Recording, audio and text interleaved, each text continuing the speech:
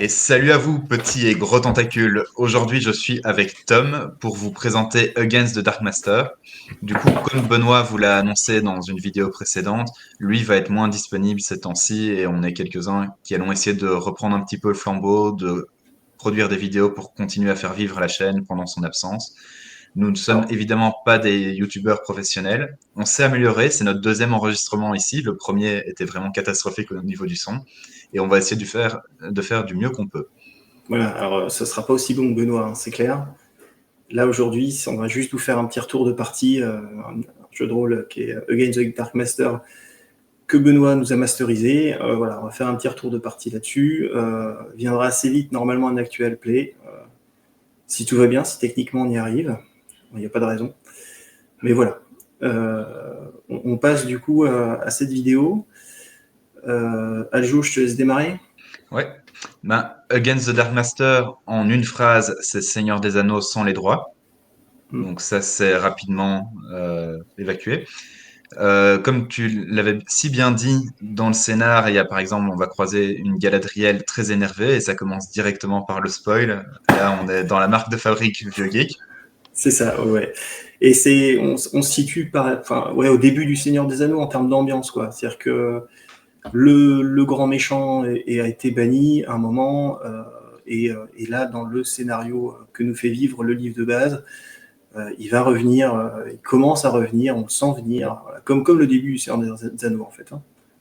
Au niveau de C'est l'ambiance, on est ça. assez proche.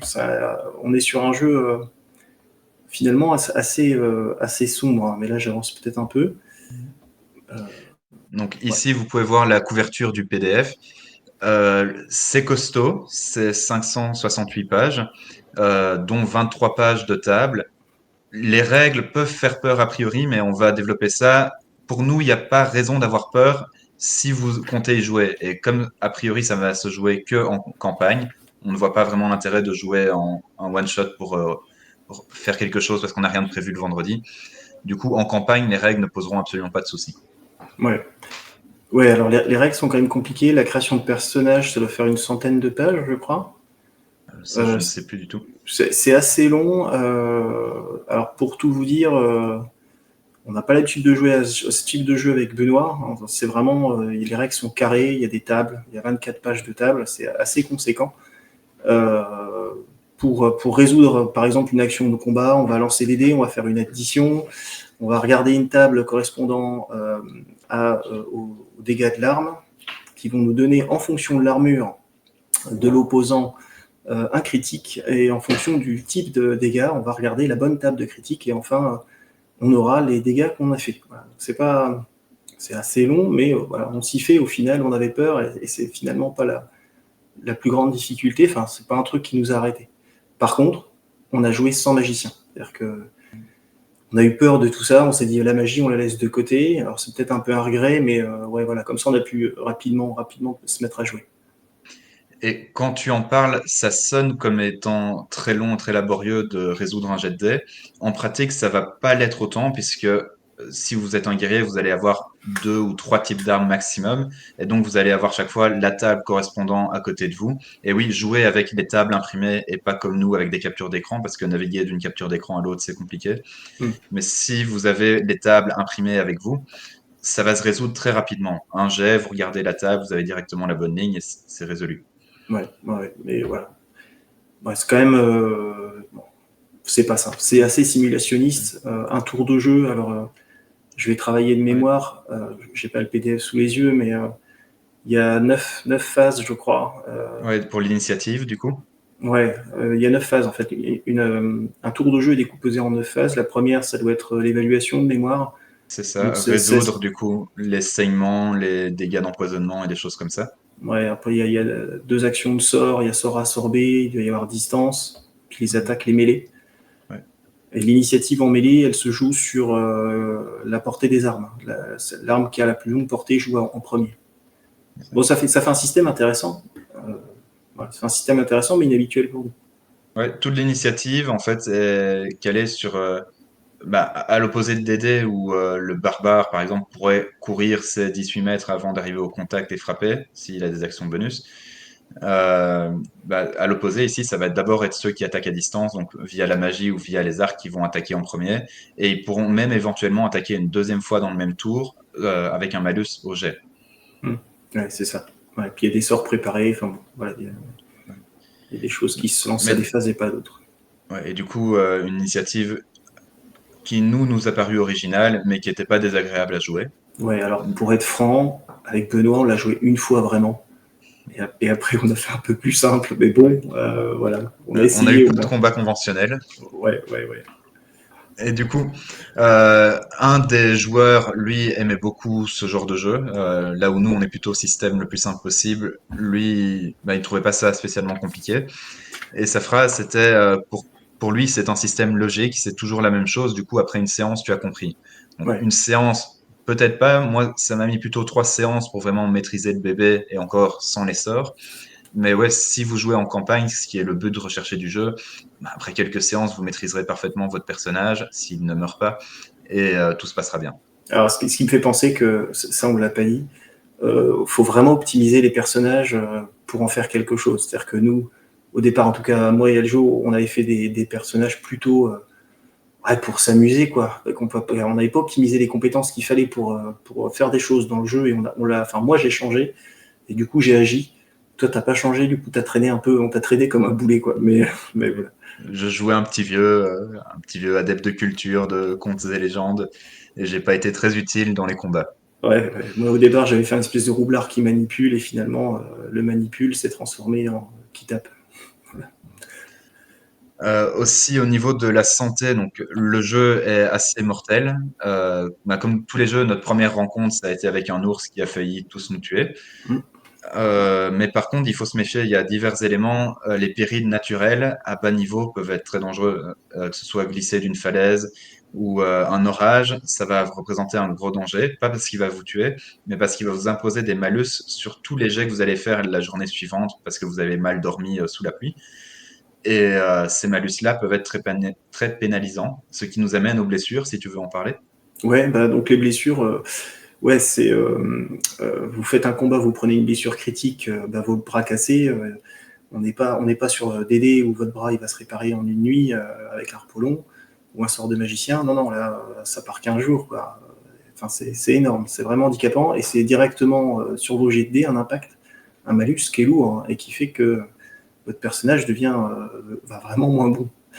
Après, on n'était que trois, on n'avait pas de magicien. C'est peut-être ça aussi la difficulté, hein, je sais pas, mais ouais, ouais. Et alors du coup, nous, les blessures, ça s'est pas trop mal placé parce qu'on était blessés, mais d'une séance à l'autre, on a oublié les blessures. Après, il faut dire qu'il s'était passé un peu de temps, mais ça, c'était ouais. Du coup, on a bénéficié de ça. Ouais. Les blessures, du coup, ça infligeait des malus, comme tu le dis, qui pouvaient dépasser le mois de jeu de malus Ouais. pour les blessures les plus graves. Mais du coup, les blessures les plus graves, ça fait que pendant un mois, vous avez moins 30 ou moins 40 à votre jet de dés avec un dessin, ce qui est Ouais, très, très pénalisant. ouais, ouais, ouais.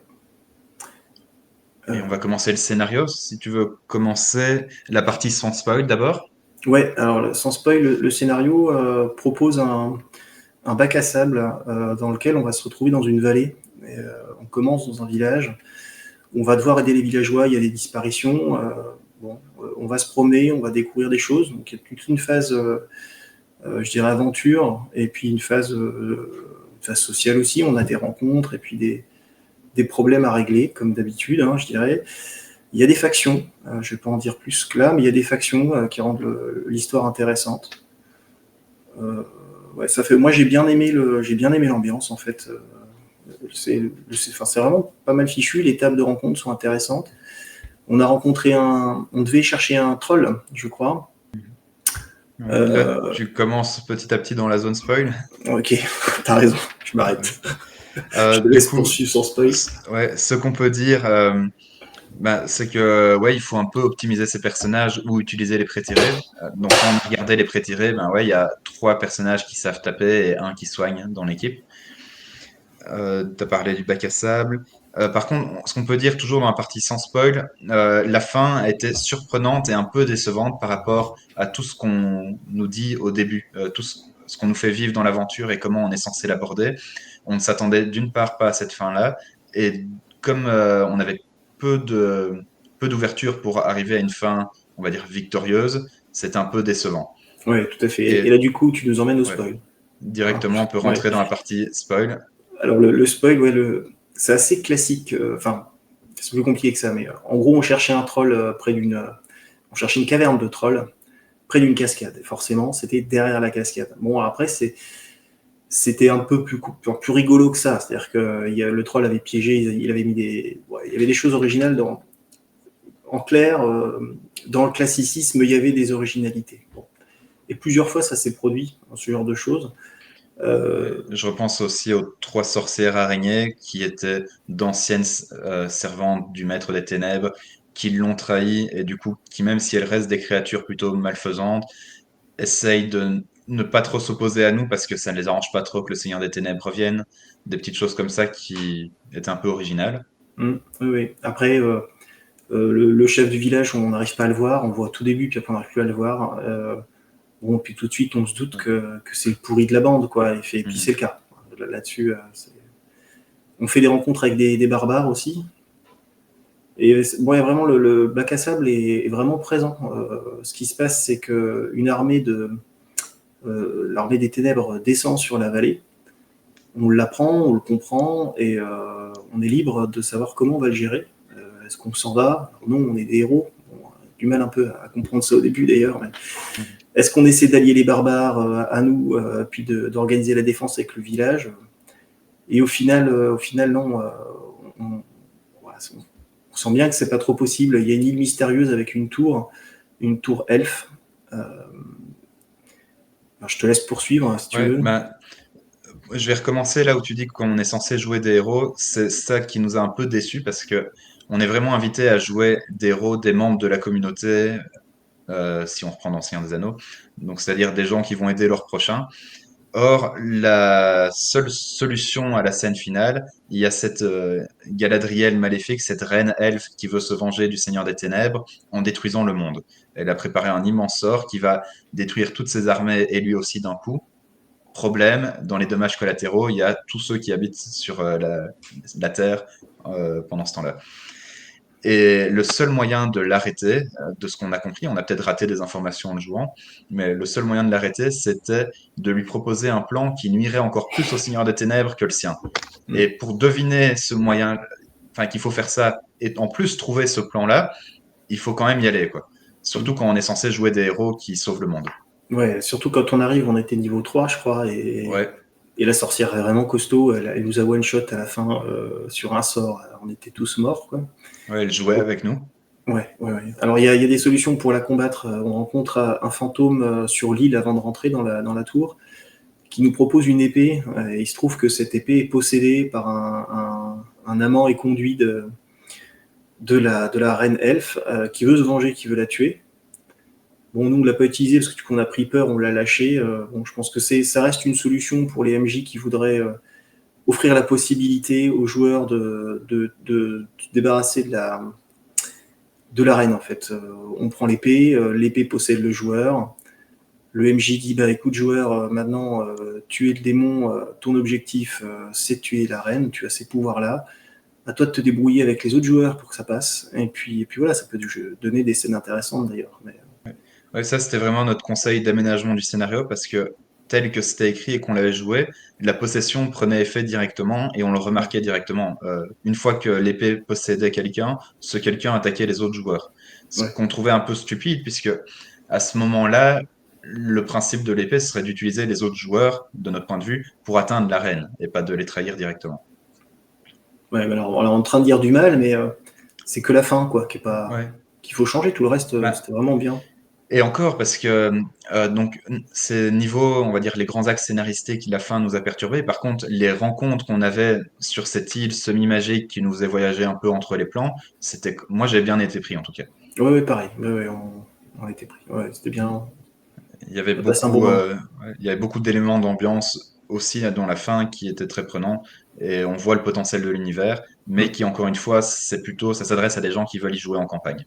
Ouais, ouais, ouais. C'est-à-dire que pour réussir à maîtriser les règles et le système et de rendre les choses fluides, il faut du temps, il faut de l'investissement. Bon, après, ça passe bien, je pense, mais il faut de l'investissement. Donc, ouais, faut pas faire un one shot et se dire je passe à autre chose, quoi. Sinon, c'est dommage, faut y rester un petit peu. Et Écoute, ça nous amène à la conclusion. Donc, ouais, on s'est bien marré, c'est l'essentiel. voilà. Et puis, jouez bien. Salut tout le monde!